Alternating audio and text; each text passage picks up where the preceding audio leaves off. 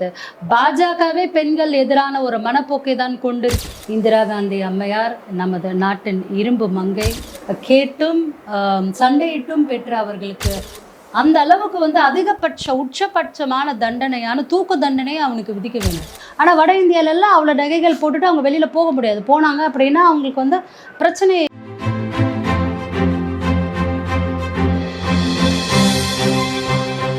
GeM TV நேயர்கள் அனைவருக்கும் வணக்கம். ஜெம் டிவி அரசியல் ஆடுகள பகுதியில் நம்மோடு இணைந்துள்ள தமிழக காங்கிரஸ் கமிட்டியின் மாநில மகளிர் அணி தலைவி அசினா சையத் அவர்களை வரவேற்கலாம்.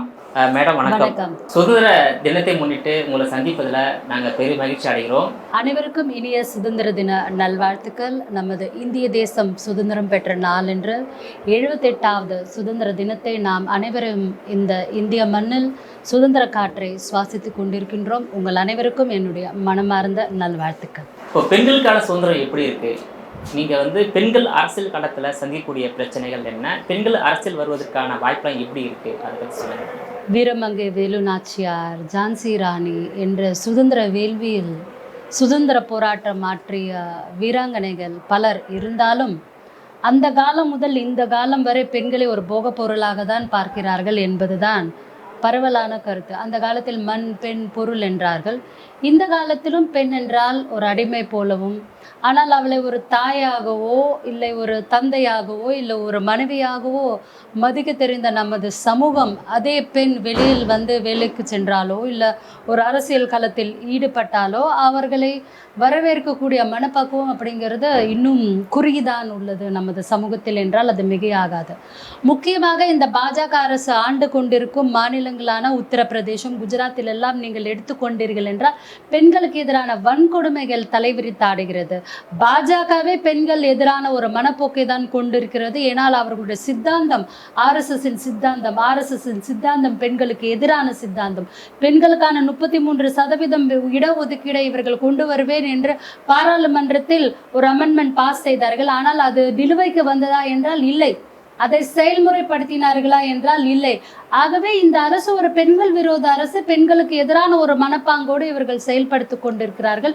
இவர்களது அரசாங்கத்தில் அந்த பெண் சுதந்திரம், பெண்களுக்கான ஒரு முன்னுரிமை அப்படிங்கிறது எங்களுக்கு மறுக்கப்படுகிறது.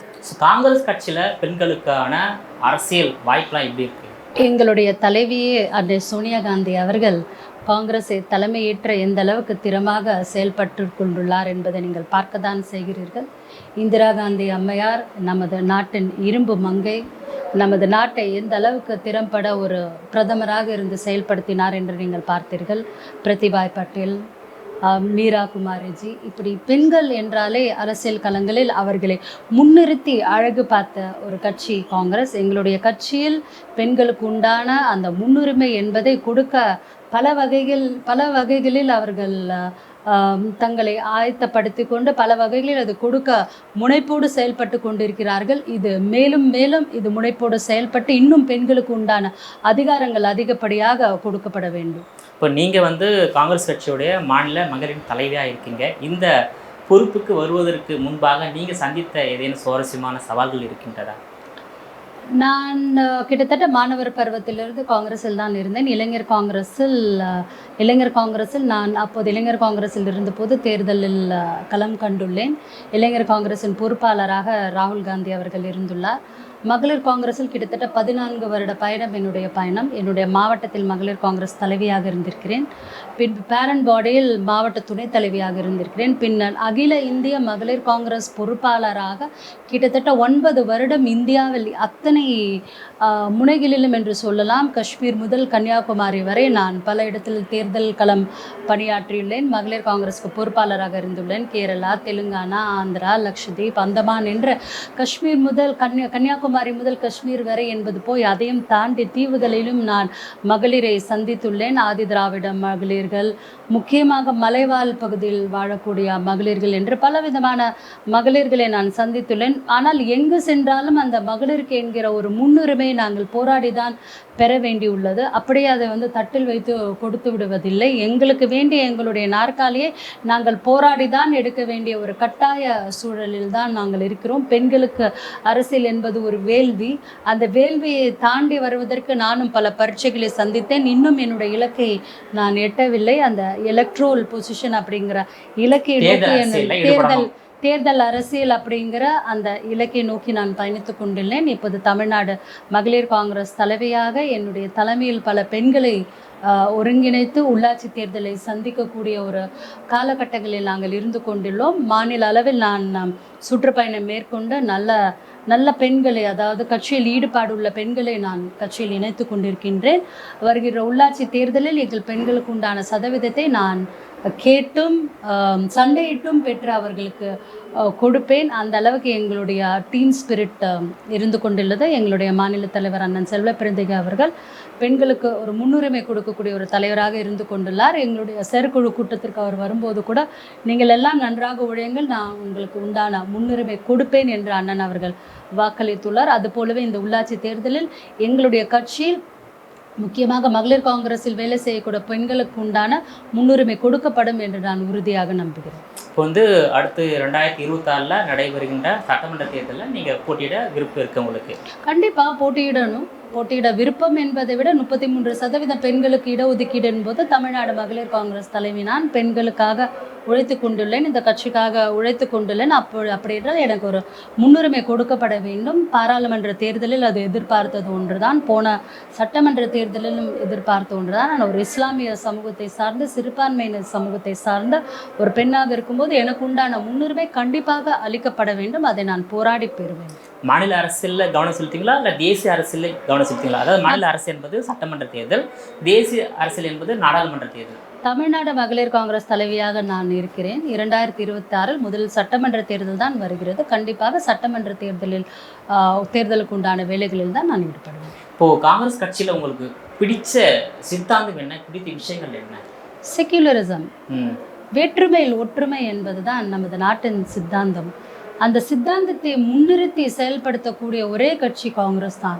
இந்த நாட்டில் மக்கள் அனைவரையும் ஒருங்கிணைத்து அந்த பாசம், அன்பு, அஃபெக்ஷன் என்கிற ஒரு லவ் அப்படிங்கிற ஒரு வார்த்தையை, லவ் வர்சஸ் ஹேட் அப்படிங்கிற வார்த்தையை அன்பு தலைவர் ராகுல் காந்திஜி அவர்கள் பாரத் ஜோடோ யாத்ரா மூலமாக ஒவ்வொரு இந்தியரின் மனதிலும் பதிய வைத்துள்ளார். அப்படிப்பட்ட சித்தாந்தம் கொண்ட எங்களுடைய கட்சியில் நான் இருப்பதை பெருமையாக கருதுகிறேன். இப்போ கல்கத்தாவில் ஒரு அரசு மருத்துவமனையில் ஒரு பெண் மருத்துவர் பாலியல் பலாத்காரம் செய்யப்பட்டு படுகொலை செய்யப்பட்ட சம்பவம் ஒரு பெரிய பரபரப்பை ஏற்படுத்தி இருக்குது. இது இந்தியா கூட்டணியில் உள்ள ஒரு அரசாங்கம், அது உங்களுக்கு தெரியும். இந்த விஷயத்தில் தமிழ்நாட்டை சேர்ந்த 3 பெண் எம்பிக்கள் எதுவும் கருத்து சொல்லலைன்ற ஒரு சர்ச்சை எழுந்துள்ளது. குறிப்பாக ஜோதிமணி காங்கிரஸ் கட்சி சேர்ந்த நாடாளுமன்ற உறுப்பினர், தமிழிசை தங்கபாண்டியன் திமுகவை சேர்ந்த நாடாளுமன்ற உறுப்பினர், கனிமொழி அவர்கள் உங்களுக்கு தெரியும், அவங்க திமுக நாடாளுமன்ற பெரிய பொறுப்பில் இருக்காங்க. 3 பேருமே அது தொடர்பாக எந்த விதமான கருத்தை அகில இந்திய மகளிர் காங்கிரஸ் சார்பாக இதற்கான ஒரு பெரிய போராட்டத்தை நாங்கள் முன்னெடுத்து நடத்தினோம். வெஸ்ட் பெங்காலிலேயே எங்களுடைய வெஸ்ட் பெங்கால் மகிழா காங்கிரஸ் உடைய தலைவியின் தலைமையில் நாங்கள் அங்கே இருக்கக்கூடிய ஆளும் அரசை எதிர்த்து நாங்கள் பெரிய போராட்டம் நடத்தினோம். பெண்களுக்கு எங்கு ஒரு பாதிப்பு என்றாலும் எங்களுடைய அகில இந்திய மகளிர் காங்கிரஸ் தலைவி அல்கா லாம்பாஜி அவர்களின் கட்டளையை ஏற்று நாங்கள் அந்த களத்தில் இறங்குகிறோம். அதற்கான போராட்ட களங்களை நாங்கள் சந்தித்து கொண்டு தான் இருக்கிறோம். எங்களுடைய அகில இந்திய மகளிர் காங்கிரஸ் தலைவியும் நானும் கூட இதை கண்டித்து அந்த நிகழ்வில் டெல்லியில் நான் கூட கலந்து கொண்டேன். ஆகையால் ஆளும் கட்சி, கூட்டணி கட்சி அப்படி என்பதெல்லாம் இல்லை. பெண்களுக்கு என்ற ஒரு எதிரான விஷயங்கள் எங்கு நடந்தாலும் நாங்கள் அங்கு களம் காண்போம் என்பதை நான் உறுதிமிக்க தெரிவித்துக் கொள்கிறேன். அந்த பெண் மருத்துவர் பாலியல் பலாத்காரம் செய்யப்பட்டு படுகொலை செய்யப்பட்ட ஈடுபட்டவர்கள் எந்த மாதிரி தண்டனை வரணும்னு எதிர்பார்க்குறீங்க, கிடைக்கணும்னு எதிர்பார்க்குறீங்க? அவர்களுக்கு அதிகபட்சமான தண்டனை நம்மளோட நாட்டோட அந்த லா சிஸ்டம் எப்படி இருக்கணும் அப்படின்னா, ஒருத்தர் பலாத்காரம் செய்கிறான்னா பயப்படணும். அந்த அளவுக்கு அதிகபட்ச உச்சபட்சமான தண்டனையான தூக்கு தண்டனையை அவனுக்கு விதிக்க வேண்டும். தன் வீட்டு பெண்களை இப்படி நடத்தினால் அவனுக்கு மனசு எப்படி இருக்கும்? ஒரே ஒரு தரம் 2 தரம் இது போல நம்மளோட தண்டனை சட்டங்கள் கடுமையாக நிறைவேற்றப்பட்டது என்றால் எல்லாம் பயப்படுவான். இப்போ எங்கே பயப்படுறான்? உத்தரப்பிரதேசத்தில் பார்த்தீங்கன்னா ஒரு ஆஃபீஸர் ஒரு வாரத்துக்கு முன்னாடி ஒரு ஆஃபீஸர் ஒரு 6 வயது குழந்தையை பாலியல் தொல்லையில் ஈடுபடுத்தி அந்த குழந்தை ஓடி போயிட்டது கூட ஒரு ஆடு நம்ம ஆடுனா ஒரு மிருகத்தோட பாலியல் இதில் வந்து ஈடுபடுறார் அவர். அப்படிப்பட்ட ஆளெல்லாம் என்ன பண்ணுறது? அதிகப்படியான தண்டனைகள் இவர்களுக்கு வந்து அளிக்கப்பட வேண்டும். நம்மளோட அந்த லா சிஸ்டம் அப்படிங்கிறத பார்த்தா இவர்கள் பயப்பட வேண்டும். இது வந்து நம்மளோட லீகல் சிஸ்டமை ஈஸியாக கடந்து போய்விடலாம் என்று அவர்கள் நினைக்கக்கூடாது. இப்போ வந்து இந்தியாவில் வந்து காங்கிரஸ் கட்சி தான் வந்து ரொம்ப பலம் வாய்ந்த கட்சியாக இருந்தது. 55 ஆண்டுகள் இந்தியாவை ஆண்டது காங்கிரஸ் கட்சி தான். ஆனால் இன்றைய காலகட்டத்தில் காங்கிரஸ் கட்சி வந்து 3 தேர்தல்களாக வந்து ஆட்சியில் கைப்பற்ற முடியாமல் 2 தேர்தலில் வந்து எதிர்கட்சியாக வர முடியல. இப்போதான் எதிர்கட்சியாக வந்திருக்கீங்க. அதுக்கு என்ன காரணம்னு நினைக்கிறீங்க?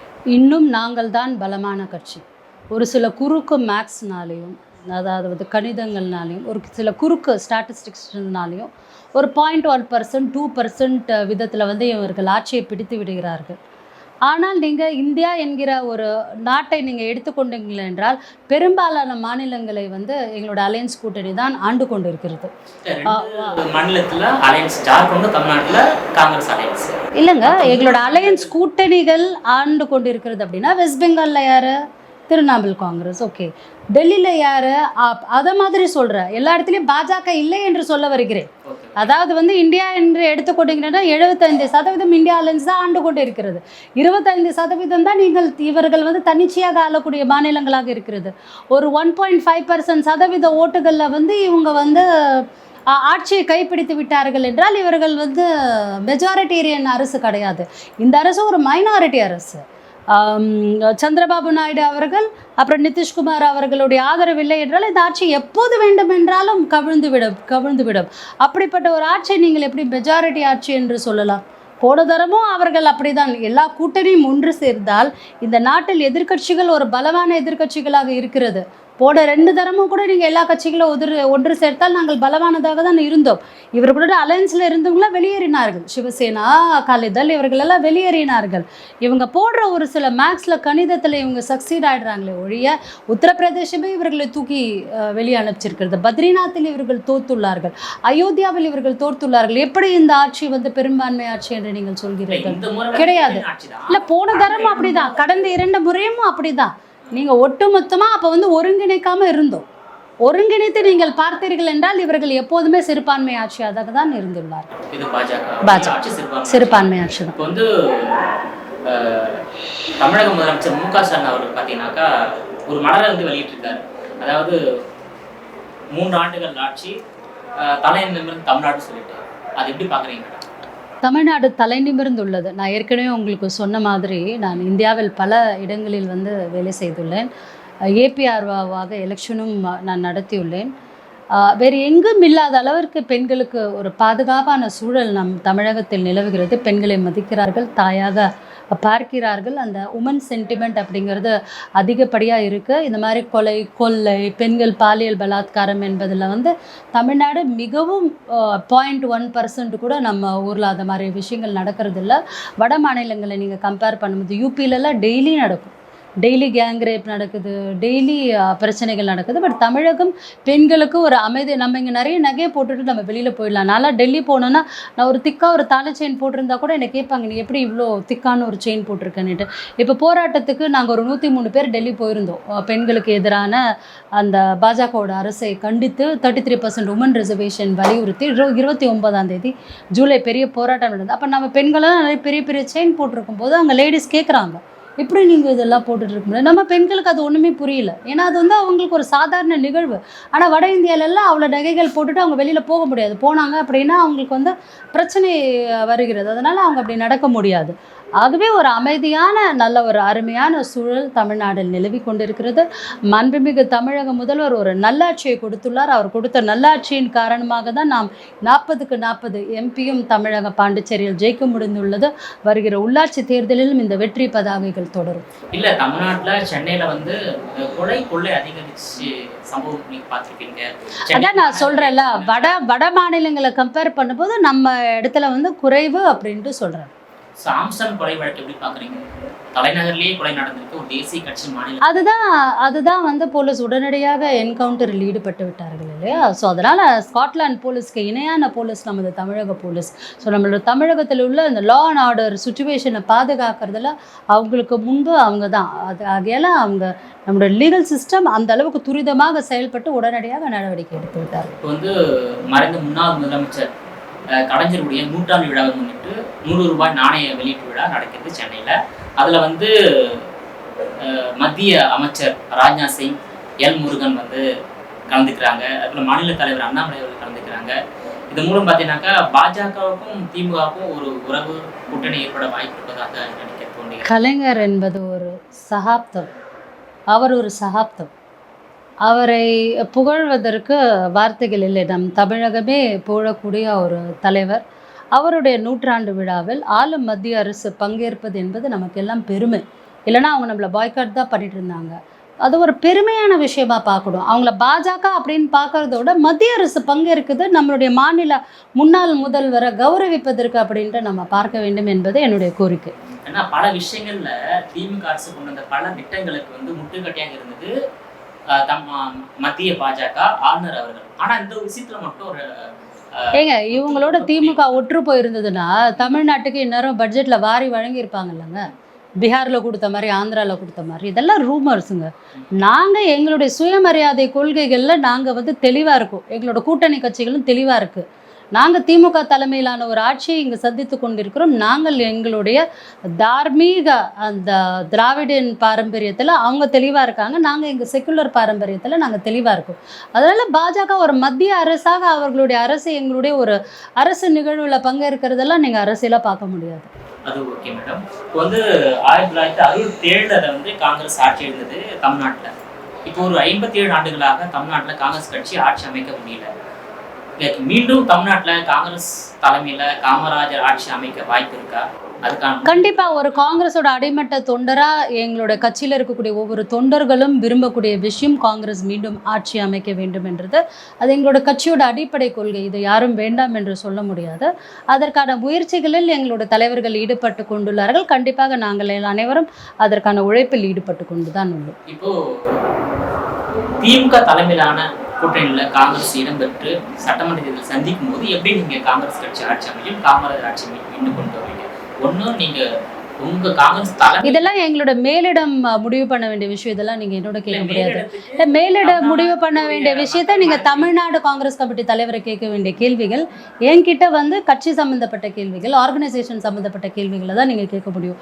கூட்டணி பற்றி முடிவு பண்ணுற இடத்துல நான் கிடையாது. நான் தான் சொல்லிட்டேன்ல, எங்களோட ஆட்சி வேணும் அப்படிங்கிறது நான் விரும்புறேன்னு சொல்லிட்டேன். மற்றபடி கூட்டணியை பத்தி நீங்க என்கிட்ட கேட்க முடியாது. எப்போ இப்போ இன்னைக்கு கூட வந்தா கூட சந்தோஷம் தான். அதுதான் நான் சொல்றேன்ல, கூட்டணி அப்படிங்கிறது மேலிடம் முடிவு பண்ண வேண்டிய விஷயம். அதை பத்தி பேசுறதுக்கு நாம் முடிவு பண்ண முடியாது. இன்னைக்கு கூட எங்களோட ஆட்சி வந்தா எங்களுக்கு சந்தோஷம் தான். 2026 ஏன்? அதனால் வந்து கூட்டணி அப்படிங்கிறது ஒரு அரசியல் நாகரிகத்துக்கு உட்பட்ட ஒரு விஷயம். அதை மேலிடம் முடிவு பண்ண வேண்டிய விஷயம். அதை நாங்கள் பேச முடியாது. இப்போ வந்து அடுத்த 2029 நடைபெறவுள்ள நாடாளுமன்ற தேர்தலில் காங்கிரஸ் கட்சி மீண்டும் ஆட்சி 100% மீண்டும் ஆட்சி அமைக்கும். இதில் என்ன உங்களுக்கு டவுட்டு? கண்டிப்பாக இப்போவே இவ்வளோ ஒரு படுதோல்வியை பாஜக சந்தித்துள்ளது. கண்டிப்பாக இப்போ வரக்கூடிய சட்டமன்ற தேர்தல் ஹரியானா, ஜம்மு காஷ்மீர், மகாராஷ்டிரத்திலும் எங்களுடைய கோல் ஓங்கும். கண்டிப்பாக 2029 நாங்கள் ஆட்சி அமைப்போம். எங்களுடைய அன்பு தலைவர் ராகுல் காந்திஜி அவர்கள் இந்தியாவின் பாரத பிரதமர் ஆவார். கண்டிப்பாக 22ஆம் தேதி அகில இந்திய அளவில் காங்கிரஸ் கட்சி ஆர்ப்பாட்டம் கையில் எடுத்துள்ளது. அதை பற்றி இந்த ஆட்சி மத்தியில் ஆண்டு கொண்டு இருக்கும் ஆட்சி ஓபிசியை, எஸ்சி எஸ்டியை, பட்டியலினத்தவரை, சிறுபான்மையினர் எல்லாம் வஞ்சித்து கொண்டிருக்கிறது. இந்த ஹிண்டன்பர்க் போன்ற விஷயங்களை பற்றி அவர்கள் பேசுவதற்கே தயாரில்லை. இதை எதிர்த்து நாங்கள் பெரிய அளவில் ஒரு போராட்டத்தை 22ஆம் தேதி நடத்திருக்கிறோம். இது இந்திய அளவில் ஒரு பெரிய சிக்னிஃபிகண்ட்டான ஒரு போராட்டமாக இருக்கும். ஓபிசிக்கான முன்னுரிமை, பட்டியலெடுத்தவர்களுக்கான முன்னுரிமை, சிறுபான்மையினருக்கான முன்னுரிமை, ஒரு சில விஷயங்களை நாங்கள் ஜாயின்ட் பார்லிமெண்ட்ரி கமிட்டியோட இன்டர்வீனிங்கை வந்து நாங்கள் கேட்டிருக்கிறோம். இப்போ இவங்க நிறைய ஆர்டினன்ஸ் பாஸ் பண்ணுறாங்க. இந்த ஹிடன்பர்க் விஷயத்தை வந்து நாங்கள் இன்சிஸ்ட் பண்ணுறோம். வக்ஃப் வாரிய விஷயத்தை வந்து நாங்கள் ஜேபிசி கேட்டிருக்கோம். இது மாதிரி நிறைய விஷயங்களை முன்னிறுத்தி முக்கியமாக இந்த ஆளும் கட்சிக்கு மக்கள் விரோத ஒரு எதிரான ஒரு மனப்பான்மையை எதிர்த்து நாங்கள் இந்த போராட்ட களத்தில் இருந்தோம். வந்து வக்ஃப் வாரிய சட்ட திருத்த மசோதாவை நாடாளுமன்றத்தில் மத்திய அரசு அறிவு செய்திருக்காங்க. அதை நீங்கள் எப்படி பார்க்குறீங்க? இதே வந்து ஒரு ராமர் கோவிலில் அயோத்தியாவில் ஒரு இஸ்லாமியர்களை அவர்கள் எடுத்துக்கொள்வார்களா? கிடையாதுல்ல. அது மாதிரி இந்த இந்திய நாடு சுதந்திரம் பெற்ற போது இஸ்லாமியர்களுக்கான ஒரு சட்டங்கள் பர்சனல் முஸ்லீம் லா போர்டு எங்களுக்கு கொடுத்துள்ளது. அப்படி இருக்கும் போது அதிலேயே இவங்க இன்டர்ஃபியர் பண்ணுறாங்க. வேறு எவ்வளவோ விஷயங்கள் இருக்குது இந்த நாட்டில். வேலைவாய்ப்பின்மை, பெண்களுக்கு எதிரான நிலை, இந்த வினேஷ் போகட் ஒலிம்பிக் மெடலிஸ்ட்டுக்கு எதிரான அந்த நிலை அப்படின்ட்டு நிறைய இருக்குது. அதை பற்றிலாம் இவங்களுக்கு கவலை இல்லை. தேவையே இல்லாத விஷயங்களே இவங்க இன்டர்ஃபியர் ஆக வேண்டியது. வக்ஃபுல் அவ்லாத் அப்படிங்கிறது வந்து பெண்களுக்கும் வக்ஃப் வாரியம் வந்து முன்னுரிமை கொடுக்கிறது. பெண்களும் நிறைய இடங்களில் உறுப்பினராக இருக்கிறார்கள். அதெல்லாம் இவங்க மறுத்து எப்போ பார்த்தாலும் தேவையில்லாத விஷயங்களில் வந்து இவங்க இன்டர்வீன் பண்ணுறதை நிறுத்திக்கணும். கர்நாடகத்தில் போனாங்கன்னா ஜெய் பஜ்ரங்க பலி அப்படின்றாங்க, தோற்று தான் போகிறாங்க. வெஸ்ட் பெங்காலில் போனாங்கன்னா காளி மாதாவை சொல்கிறாங்க, தோற்று தான் போகிறாங்க. தமிழகத்தில் வந்தால் குருகரை சொல்கிறாங்க, தோற்று தான் போகிறாங்க. உத்தரப்பிரதேசத்தில் ராமரை வச்சு இத்தனை நாள் அரசியல் பண்ணிட்டு இருந்தாங்க, இந்த வாட்டி தோற்று தான் போனாங்க. அதனால் கடவுள் நம்பிக்கை என்கிறது எனக்கும் இருக்கிறது, உங்களுக்கும் இருக்கிறது, அவர்களுக்கும் இருக்கிறது. அவர்களோட நம்பிக்கை அவர்களோட சட்டத்திட்டம் அவர்களோட. அந்த சட்டத்திட்டங்களில் நீங்கள் யார் வந்து உள்ள வந்து புகுறீங்க? அது புகுறுவது கரெக்ட் கிடையாது. ஏன்னா மத்திய அரசு வந்து வகுப்பு வாரி சட்டத்திட்ட மசோதாவை நாடாளுமன்றத்தில் அறிவு செய்துட்டாங்க. அது நிச்சயமா சட்டமாக வருவதற்கான வாய்ப்பு. ஆமா, அவங்க எல்லாமே பண்ணுவாங்க. நாங்க தான் ஜேபிசி கேட்குறோம்ல. ஜேபிசி கேட்குறீங்க, அதே மீறி அவங்க நடைமுறைக்கு கொண்டு வரும்போது உங்களுக்கு என்ன மாதிரியான பாதிப்பு ஏற்படுத்தும்? இஸ்லாமிய அது மாதிரி அவங்க நடைமுறை கொண்டு வரத்துக்கு அலோவ் பண்ண மாட்டோம். கண்டிப்பாக நாங்கள் போராடுவோம் அதை எதிர்த்து. சிஏ என்ஆர்சி கூட தான் சொல்லிட்டு இருந்தாங்க, உடனே அமல்படுத்திட்டாங்களா? கொண்டு வந்தாங்க. பட் அது எங்கே தமிழ்நாட்டில் வந்துடுச்சா? எல்லாரையும் வெளியில் அனுப்பிட்டாங்களா? அப்படிலாம் பண்ண முடியாது. இது ஒரு ஜனநாயக நாடு. இன்றைக்கி இந்திய சுதந்திர தினம், நாம் சுதந்திரம் பெற்ற நாள். இன்று நாம் சுதந்திர தினத்தை நாம் கொண்டாடி கொண்டிருக்கிறோம். காந்தியும் நேருவும் போராடி பெற்று தந்த சுதந்திரம். இதை கொண்டு போய் நாங்கள் கோட்சேவை கடவுளாக மதிக்கிறவர்கிட்ட அடமாடம் வைத்து விடணுமா? முடியாது. இது காந்தி தேசம். நாங்கள் காந்திய வழியில் வந்தவர்கள், அஹிம்சை வழியில். இவர்களின் அத்தனை அதர்மத்தையும் எதிர்த்து நாங்கள் போராடுவோம். அடுத்து காமன் சிவில் கோடு இப்போ ப்ராசஸ்ல இருக்கு, அது உங்களுக்கு தெரியும். அதை பத்தி அதுதான் நான் சொல்றேன்ல, இவர்கள் மக்கள் விரோத எத்தனை விதமான சட்டத்தை இவர்கள் கொண்டு வந்தாலும் அந்த அத்தனை விதமான சட்டத்தையும் நாங்கள் எதிர்த்து போராடுவோம். இப்போ சமீபத்தில் வந்து தமிழ்நாட்டுடைய எதிர்க்கட்சி தலைவராக உள்ள எடப்பாடி பழனிசாமி சொன்னாக்கா 6 மாதத்துல 200 நாட்கள்ல 595 கொலை நடந்திருக்கு, சென்னை தலைநகர் கொலை நகரமாக மாறிவிட்டதுன்னு ஒரு அறிக்கையை வெளியிட்டிருந்தார். தூத்துக்குடியில் என்ன ஆச்சு அவர் நடந்தப்போ? ஆமாம். என்ன அப்போ அதுனா பதில் இருந்தது அவர்கிட்ட? ஒன்றும் பதில் இல்லைல்ல. அதாவது இந்தியாவிலேயே க்ரைம் ரேட் ரொம்ப கம்மியாக இருக்கக்கூடிய மாநிலம் தமிழகம் தான். அதுக்குன்ட்டு நம்ம ஊரில் கிரிமினல்ஸே இல்லைன்னு சொல்லிட முடியாது. கிரிமினல்ஸ் எல்லாம் வந்து அடக்கிடவும் முடியாது. சட்டம் தன் கடமையை செய்து கொண்டிருக்கிறது. நீங்கள் முதல்வராக இருந்தப்போ எப்படி சட்டம் கடமையை செய்து கொண்டிருந்ததோ அதுபோல தான் இப்போ மாண்புமிகு முதல்வர் ஸ்டாலின் அவர்கள் முதல்வராக இருந்தபோதும் அவர்கள் கடமையை செய்து கொண்டிருக்கிறார்கள். நீங்கள் வந்து ஒரு இத்தனை கோடி மக்கள் வாழக்கூடிய ஒரு இடத்துல 595 அப்படின்ட்டு நீங்கள் சொல்கிறது 0.25% கூட கிடையாது. ஆகையால் ஒரு கொள்ளை அப்படிங்கிறது இந்த லீகல் சிஸ்டம்க்கு உட்பட்டு, நான் ஏற்கனவே சொன்ன மாதிரி ஸ்காட்லாந்து போலீஸ்க்கு இணையான நம்ம தமிழக போலீஸ் வந்து அதெல்லாம் கட்டுக்குள் கொண்டு வருவதற்கான பெரும் முயற்சியில் தங்களுடைய வாழ்வாதாரத்தை மீறி தங்களுடைய உயிரை பணயம் வைத்து அவர்கள் களத்தில் ஈடுபட்டு கொண்டுள்ளார்கள். அவர்களுடைய வேலையை வந்து நாம் மதிக்க வேண்டும்.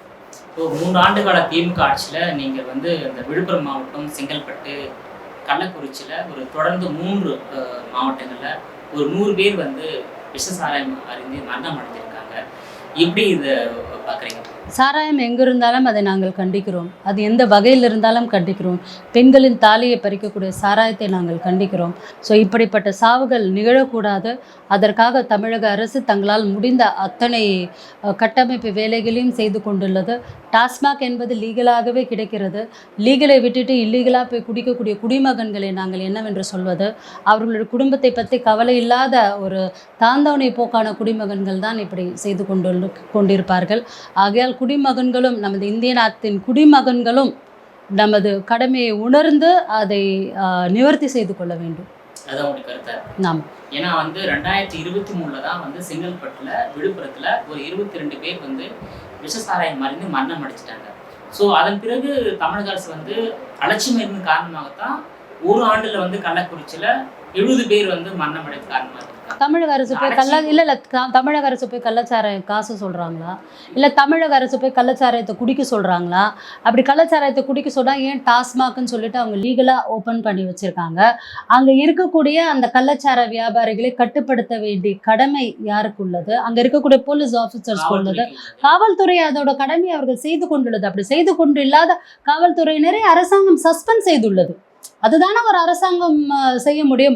கள்ளச்சாராயத்தை தேடி போய் குடிப்பவர்களும் கண்டிக்கப்பட வேண்டியவர்கள்.